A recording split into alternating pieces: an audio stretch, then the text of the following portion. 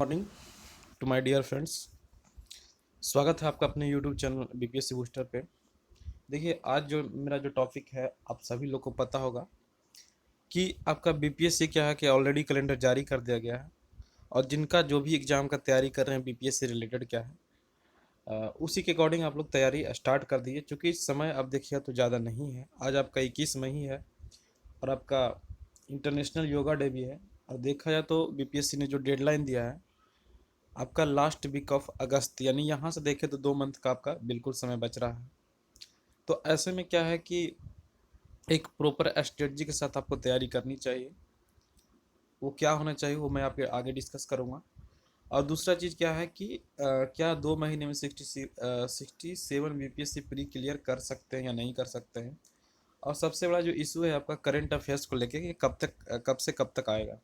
ठीक है, तमाम चीज़ों पे हम चर्चा करेंगे। सबसे पहले अगर बात किया जाए 67 बीपीएससी 2 महीना में पास कर सकते हैं कि नहीं कर सकते। देखिएगा, करने के लिए तो कुछ भी कर सकते हैं लोग। 5 साल में भी पीटी नहीं पास कर पाते हैं कितने लोग, और कितना होता है कि एक ही अटेम्प्ट में कर लेते हैं। तो ये टोटली क्या है कि आपके एबिलिटी पे डिपेंड करता है, आपकी कितनी कैपेबिलिटी है, आप कितना चीज़ों को समझ रखते हैं। अगर न्यू स्टूडेंट हैं तो जाहिर तौर पे आपका 2 महीने में निकालना मुश्किल हो जाएगा। अगर आप पुराने खिलाड़ी हैं इस फील्ड के तो आराम से आपके पास 2 महीना का सफिशियंट टाइम होता है। ठीक है, जो लगातार कई सालों से दे रहे हैं उनके लिए 2 महीना सफिशियंट है। तो ये बात आपको क्लियर हो गया होगा कि क्या 67 2 महीने में क्लियर कर सकते थे। यानी ये टोटली जो डिपेंड करता है आपकी एबिलिटी, आपकी कैपेबिलिटी क्या है, उसी के अकॉर्डिंग आपको डिपेंड करता है। मैंने पहले भी बोला कि इसमें क्या है कि कोई बंदा जो होता है 1 साल में भी निकाल लेता है, 2 साल में भी निकाल लेता है, और कोई कभी निकालता भी नहीं है। तो ये सब चीज़ क्या है, टोटली आपका कैपेबिलिटी। और आप बिल्कुल भी निकाल सकते हैं 2 महीने में, आपकी ये सफिशियंट टाइम होता है क्योंकि ऑलरेडी आप लोग पहले पीटी दे चुके हैं।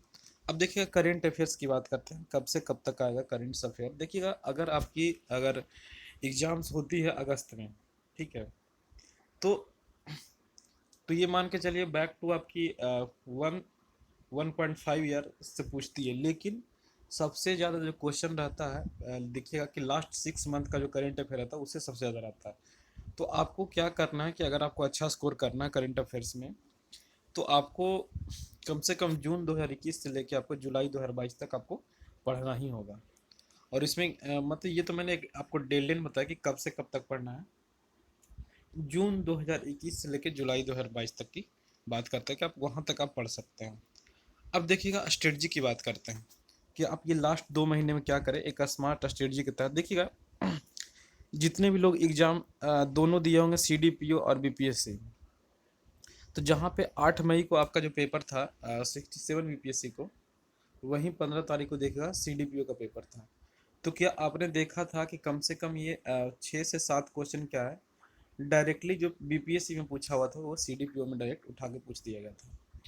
तो यहाँ से एक चीज़ तो क्लियर हो कि आपको जो लास्ट 6 मंथ में जितने भी बीपीएससी बिहार में एग्जाम हुए हैं, चाहे वो आपका यूपीपीसीएस भी आप कर सकते हैं, रिसेंटली एग्जाम हुआ है, 67वीं बीपीएससी है, सीडीपीओ हुआ है, आर्ट एंड कल्चर का एग्जाम हुआ था, ऑडिटर का हुआ था, ये जितने भी एग्जाम हुए हैं और ये हेडमास्टर वाला भी हुआ है, इसका आप क्वेश्चन जरूर सॉल्व करें। क्योंकि ये आपको पैटर्न पता चल जाएगा किस पैटर्न पे बीपीएससी ले रही है एग्जाम। एटलीस्ट देखिए, सारे सबका पैटर्न अलग अलग होता है, लेकिन जो जीएस का क्वेश्चन होता है वो क्या है कि आप लोग आराम से सॉल्व करिएगा।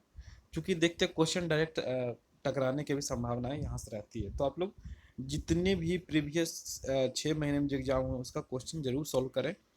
इसके अलावा देखिएगा, आपको बीपीएससी में पता होगा कि 150 मार्क्स से क्वेश्चन पूछे जाते हैं और सबसे ज़्यादा जो हिस्ट्री से पूछे जाते हैं।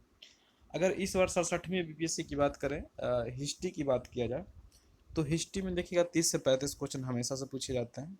और इसके लिए आप लूसेंट्स के अलावा कुछ मत पढ़ें। अब मैं तो यही बोलूँगा कि लूसेंट्स के अलावा कुछ मत पढ़ें। अगर आप सीडीपीओ का क्वेश्चन की बात किया जाए तो सीडीपीओ में देखिएगा क्वेश्चन जो आए थे कि वो जो नेट जीआरएफ की तैयारी करते हैं ना, उनको स्टेटमेंट बेस्ड क्वेश्चन बहुत ज़्यादा पूछा जाता है। तो डोंट वरी, आपको चिंता करने की कोई ज़रूरत नहीं है, क्योंकि आपका 67 बीपीएससी में उस लेवल का क्वेश्चन नहीं पूछा जाएगा। क्योंकि 67वीं ये सीडीपीओ में देखिएगा मात्र 55 सीट था, वहाँ पे भीड़ को छाटना है, इसलिए क्वेश्चन इस तरह से सेट किया गया था। तो आप यहाँ पे सिर्फ और सिर्फ लूसेंट पढ़ें, बहुत अच्छा रहेगा, सफिशियंट रहेगा। देखिएगा, जहाँ ज्योग्राफी की बात किया जाए तो मैं ज्योग्राफी की बात करता हूँ तो आपको एक पेरियार की बुक आती है इंडियन ज्योग्राफी की, उसको आप लोग जरूर पढ़ें। मैं इसलिए बोल रहा हूँ पढ़ने के लिए क्योंकि यहाँ पे देखिएगा कि वहाँ पे बेसिक अंडरस्टैंडिंग आपको बहुत अच्छे से दे रखी है, डायग्राम वगैरह बहुत अच्छा से दे रखा है। और बीपीएससी में देखिएगा कि कहीं ना कहीं आप देखिएगा तो जो लेवल है ज्योग्राफी का बहुत ही अच्छा करते जा रहा है, टफ किया जा रहा है। इसी बार देखिएगा 67वें बीपीएससी की बात की जाए तो क्वेश्चन कंसेप्चुअल बेसिस पे पूछे गए थे आपके 67 बीपीएससी में। अगर आपको फिजिकल ज्योग्राफी में दिक्कत होती है तो आप जीसी लियोंग की एक बुक आती है, जीसी लियोंग की, उस बुक को आप लोग जरूर पढ़ सकते हैं। खास करके हिंदी जो यूपीएससी का देते हैं वो लोग तो हमेशा पढ़ते ही हैं, आपको भी जरूर पढ़नी चाहिए। खास करके वो जो अ, जो आपका जितने भी जियोमॉर्फोलॉजी से रिलेटेड जो आपका लैंड फॉर्म्स का जो फॉर्मेशन होता है, यानी लैंड फॉर्म्स जो फॉर्मेशन होता है आपका विंड से होता है, ग्लेशियर से होता है, आपका रिवर्स होता है, ये सारे जो आप टॉपिक है आपको अच्छे से तैयार करना होगा, जिस तरह से बीपीएससी इस बार पूछी थी। इसके अलावा देखिएगा जो वर्ल्ड ज्योग्राफी की अगर बात की जाए, देखिएगा वर्ल्ड ज्योग्राफी में जो क्वेश्चन पूछे जाते हैं लिमिटेड से पूछते हैं। जैसे कि आपका वर्ल्ड ज्योग्राफी में बात की जाए तो आपको ओशियनिक करंट से देखिएगा पूछा जाता है, ठीक है। कहाँ पे आपका कौन सा घास का मैदान है, ग्रासलैंड से पूछा जाता है। कौन सा कहाँ पे कौन सा डिजर्ट है, ये पूछा है। कहाँ से कौन सी नदियाँ हैं, कहाँ से कौन सी जल संधि है, स्टेट्स है। तो ये जो टॉपिक से कुछ कुछ टॉपिक है उसको आप लोग सेलेक्ट करके जरूर पढ़ें, जनजाति जरूर पढ़ें। तो ये सब अगर कर लीजिएगा तो आपका बेसिक अंडरस्टैंडिंग क्लियर हो जाएगा, कंसेप्ट आपको क्लियर करना जरूरी है। पॉलिटी की बात की जाए तो इस बार जो पॉलिटी पूछे गए थे वो पॉलिटी नहीं था, वो काफ़ी ज़्यादा फैक्चुअल था। और 67वीं बीपीएससी में आप देख सकते हैं, चाहे आप सीडीपीओ में देख सकते हैं, जो क्वेश्चन की जो प्रवृत्ति है इस बार जो पूछे गए हैं काफ़ी ज़्यादा फैक्चुअल डाटा आपको मेमोराइज करने की ज़रूरत है। खास करके आपका राष्ट्रपति और बिहार के जैसे मुख्यमंत्री कौन कब से कब बने, कब शेड्यूल कास्ट वाले कब बने, किनका कौन सा कार्यकाल रहा, बिहार से रिलेटेड और इंडिया से रिलेटेड आपको बहुत ही अच्छे से पढ़ने की ज़रूरत है यहाँ पर। और आपको प्रीवियस ईयर क्वेश्चन जरूर सॉल्व करना है यहाँ पे, और घटना चक्र सॉल्व कर लीजिएगा। 10 क्वेश्चन मिनिमम पूछे जाते हैं, अगर यहाँ से आप कर लेते हैं तो बहुत ही अच्छा रहेगा, आपके लिए बेनिफिशियल रहेगा। देखिए साइंस के लिए अब जो 67 बीपीएससी की बात की जाए तो जो क्वेश्चन पूछे गए थे आपको एकदम कि जिसका कंसेप्ट क्लियर है वही लोग सवाल का जवाब दिए, डिट्टो नहीं पूछा गया था। तो कोशिश ये करें कि आप लोग बेसिक अंडरस्टैंडिंग इसके लिए डेवलप करें। और बेसिक अंडरस्टैंडिंग डेवलप करने के लिए देखिएगा क्या कर सकते हैं आप लोग, जो लुसेंट साइंस की स्पेशल की बुक आती है उसको जो पढ़ें। और देखिएगा एनसीईआरटी पढ़ने से क्या आपका बहुत ज़्यादा टाइम कंज्यूम होगा, क्योंकि अभी 2 महीना ही टाइम बचा है। अगर आप 6 से लेकर 12 तक पढ़ना स्टार्ट कर दें तो आपके पास उतनी टाइम नहीं है कि आप लोग पूरा उतना पढ़ पाइए और रिकवर कर पाइए। जो लोग साइंस बैकग्राउंड के उनका तो खैर अच्छी बात है, लेकिन जो नॉन साइंस वाले होते हैं जैसे कि आर्ट्स और जो कॉमर्स के बच्चे होते हैं उनके लिए थोड़ा सा प्रॉब्लम होता है कि आप लोग कितने कम समय में कैसे उसको कवर कर पाएँ। तो जो लुसेंट का स्पेशल बुक है उसका ऑब्जेक्टिव भी सॉल्व करें, और जो उसका जो पॉइंट है उसको ज़रूर देखिए। जिससे कोई भी टॉपिक पढ़ते हैं अगर नहीं समझ में आ रहा तो यूट्यूब का भी आप लोग सहारा ले सकते हैं। देखिएगा इसके लिए previous year question Lucent special है, आपका घटना चक्र, ये सारे चीज़ सॉल्व कर लें, ठीक है। करेंट अफेयर की बात करें, देखिए करेंट अफेयर में क्या है कि आपको हर बार 30 क्वेश्चन पूछे ही जा रहे हैं। और ये 30 क्वेश्चन के लिए मैं एक ही चीज़ बोलूँगा कि जो भी लोकल जो मैगजीन्स आते हैं उसको फॉलो बिल्कुल मत करें। इसके लिए एक स्टैंडर्ड जो मैगजीन्स आती है आपके, प्रतियोगिता दर्पण चाहे घटना चक्र है, ठीक है, वो सब क्या मंथली बेसिस पे जरूर पढ़ें। और पढ़ने के बाद क्या है, एक लोग आप लोग शॉर्ट नोट्स जरूर बनाएं। जैसे कि आपका स्पोर्ट्स से रिलेटेड आता है, नवीनतम समान ज्ञान है, और भी जो आता है नेशनल है, इंटरनेशनल है, सारे जो क्या है एक टॉपिक को तैयार कर ले। अब फिर क्या है ना कि वो उसमें से भी जब आपका पूरा मंथली वाइज कर लेते हैं, टेस्ट दे लेते हैं, उसके बाद क्या है सभी को कंपाइल करिए, ठीक है। जो आपको याद है उसको रहने दीजिए, और जो आपको नहीं याद है उसको एक बहुत ही छोटा मान के चलिए कि 100 पेज है उसको आपको 20 पेज में लाना है। अगर आप इतना कर लेते हो तो यकीन मानिए कि आपका करंट अफेयर्स में 30 में से 25 प्लस स्कोर से कोई नहीं रोक सकता। तो इतना आप लोग जरूर करें करंट अफेयर्स को लेके। इसके अलावा देखिए बिहार स्पेशल की बात किया जाए तो बिहार स्पेशल के लिए बहुत सारे बुक है, आपका क्रॉन भी आता है, इम्तियाज अहमद है, महेश कुमार बर्नवाल है। तो देखिए आप महेश कुमार बर्नवाल से बिहार की ज्योग्राफी जरूर करें, क्योंकि यहाँ पे देखिएगा पिक्टोरियल डायग्राम बहुत ही अच्छे से दे रखा है। इम्तियाज अहमद से बस आप हिस्ट्री कर लीजिए, अगर इतना करते हैं तो आप लोग बहुत ही अच्छा आपके लिए होगा। अब देखिएगा, जब भी बिहार पढ़े तो उसको मैप से कनेक्ट जरूर करें। आपको कमांड होना चाहिए बिहार के मैप को, कि जैसे कि अगर आप पूछ दिया जाए कि गंगा नदी बिहार के किस किस जिले से होकर बहती है, तो अगर आपको दिमाग में फिगर नहीं चलेगा तो आप गलत करके चले एग्जाम में। जैसे कौन सा जो आपका डिस्ट्रिक्ट है झारखंड से टच करता है, कौन सा डिस्ट्रिक्ट आपका यूपी से टच करता है, ठीक है। मतलब ये जो तमाम जो क्वेश्चन बनते हैं यहाँ पे, उत्तर से दक्षिण कितनी लंबाई है, पूरब से पश्चिम कितनी है, जितने भी टॉपिक हैं आप लोग इसको जरूर करें बिहार से रिलेटेड।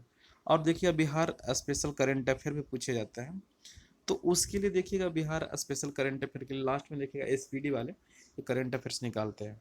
और बिहार के लिए देखिएगा जो पूछे जाते हैं खास करके आप लोग जो जो करंट अफेयर्स आते हैं यहाँ पे जनरली देखिएगा कि बिहार का इकोनॉमिक सर्वे, बिहार का बजट है, तो वो सब भी आप अच्छे से कवर कर लिया तो मतलब अगर मान के चलिए 5 से 6 क्वेश्चन पूछा जाता है तो 2 से 3 क्वेश्चन तो आपको यहीं से पकड़ा जाएगा। तो ये सब आप लोग जरूर करें, और लास्ट का एसपीडी में जो आता है उसको भी आप लोग ले सकते हैं। इकोनॉमिक्स की बात करते हैं। देखिए इकोनॉमिक्स में 10 से 12 क्वेश्चन पूछे जाते हैं। अगर आप लूसेंट का अगर आपको बेसिक अंडरस्टैंडिंग क्लियर है तो आपका एग्जाम अच्छा जाएगा। इसके अलावा क्या है, इकोनॉमिक्स सर्वे और बजट, देखिए चूँकि अगर इकोनॉमिक्स की बात की जाए तो रिसेंटली अगर पेपर को आपने एनालिसिस किया होगा तो यहाँ पे देखिए जो क्वेश्चन पूछे जा रहे हैं current affair west oriented question आपसे पूछे जा रहे हैं यहाँ पे।